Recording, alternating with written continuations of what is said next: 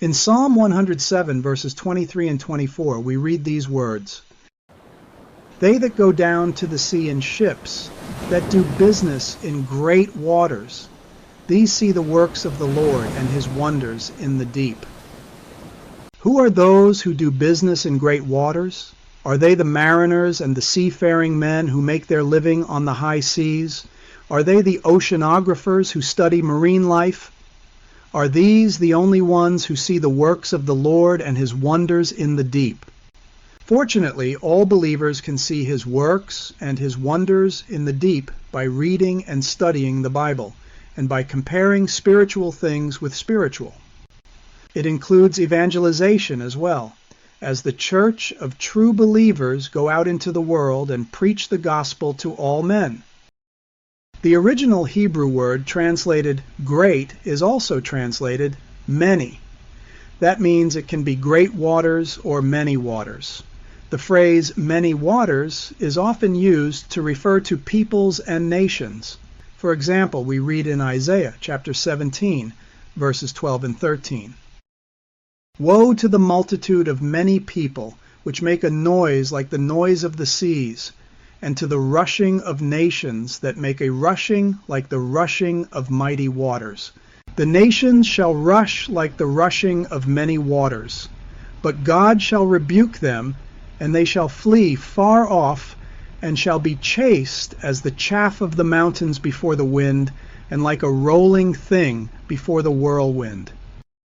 Likewise, in Revelation 17, we read in verse 1, "And there came one of the 7 angels, which had the 7 vials, and talked with me, saying unto me, Come hither, I will show unto thee the judgment of the great whore that sitteth upon many waters." The explanation of the many waters is given in verse 15. "And he saith unto me, The waters which thou sawest, where the whore sitteth, are peoples and multitudes and nations and tongues." Out of these peoples and multitudes and nations there is a seed, a chosen people. We read in Numbers chapter 24, verse 7. "He shall pour the water out of his buckets, and his seed shall be in many waters.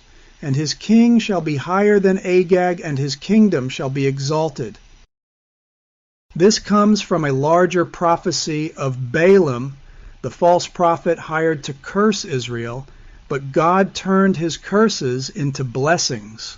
The blessings are, of course, spiritual in character. The water being poured out anticipate a time when the gospel will pervade the whole earth, and Jesus Christ reigns as King of Kings of an eternally exalted kingdom. The seed in many waters represent a people belonging to Christ, found among the peoples, nations, and tongues of the world. They are the spiritual seed of Abraham in Galatians 3, verse 29. "And if ye be Christ's, then are ye Abraham's seed, and heirs according to the promise."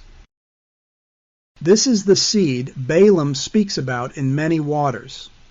Taken together, these scriptures give us a picture of the church as a ship going out among the many waters of the world, fishing for men. Let's read the words of Jesus in Mark chapter 1, verses 16 through 18. This will really help tighten this up more. "Now as he walked by the Sea of Galilee, he saw Simon and Andrew his brother casting a net into the sea, for they were fishers. And Jesus said unto them, Come ye after me, and I will make you to become fishers of men. And straightway they forsook their nets and followed him." I will make you to become fishers of men. Fishermen catch fish from ships. They would cast in the net, and if it was a good day, they'd catch a multitude of fish. It was always a good day when Jesus was around. It was one such good day in Luke 5. It's a lengthy passage, but it's so relevant to our study, we'll read all of it. "And it came to pass that as the people pressed upon him to hear the word of God, he stood by the lake of Gennesaret, and saw 2 ships standing by the lake, but the fishermen were gone out of them, and were washing their nets. And he entered into one of the ships, which was Simon's, and prayed him that he would thrust out a little from the land. and he sat down and taught the people out of the ship. Now when he had left speaking, he said unto Simon, Launch out into the deep, and let down your nets for a draught. And Simon answering said unto him, Master, we have toiled all the night and have taken nothing. Nevertheless, at thy word I will let down the net. And when they had this done, they enclosed a great multitude of fishes, and their net brake. And they beckoned unto their partners, which were in the other ship, that they should come and help them. And they came and filled both the ships, so that they began to sink. When Simon Peter saw it, he fell down at Jesus' knees, saying, Depart from me, for I am a sinful man, O Lord. For he was astonished, and all that were with him, at the draught of the fishes which they had taken. And so was also James and John, the sons of Zebedee, which were partners with Simon. And Jesus said unto Simon, Fear not, from henceforth thou shalt catch men. That last statement is what we're looking for. The church goes out into the world to evangelize unsaved men and women, even as ships go out to the deep seas to catch fish. Except the church catches men in its net. The same picture even applies when faith fails. It's like a ship that veers off course. This is the analogy used in 1 Timothy chapter 1, verse 19. Holding faith and a good conscience, which some having put away concerning faith have made shipwreck. A ship will remain on course when it is by the faith of Jesus Christ. So let's return to our subject text in Psalm 107. They that go down to the sea in ships, that do business in great waters, these see the works of the Lord and his wonders in the deep.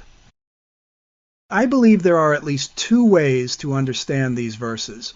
Perhaps there are more, but the first of these two was covered in this study. The church portrays a ship that does God's business in great or many waters. As fishers of men, the word of God is brought to all nations, to the seed found in many waters. The disciples were a perfect example of this. They had launched their boats into the deep, and it was there, perhaps, they had their largest catch of fish ever. The text says they were astonished at the multitudes of fish. They saw his works and his wonders in the deep. It's not about catching fish. On a deeper level, it's about souls being saved. There is yet a second way of understanding his wonders in the deep. Jonah was a perfect example of this. Actually, it was from the perspective of the men on the ship. Those shipmates who cast Jonah overboard saw the Lord's wonders in the deep, but it was different than what the disciples witnessed. In what way? We're going to take this up in another study. See you then.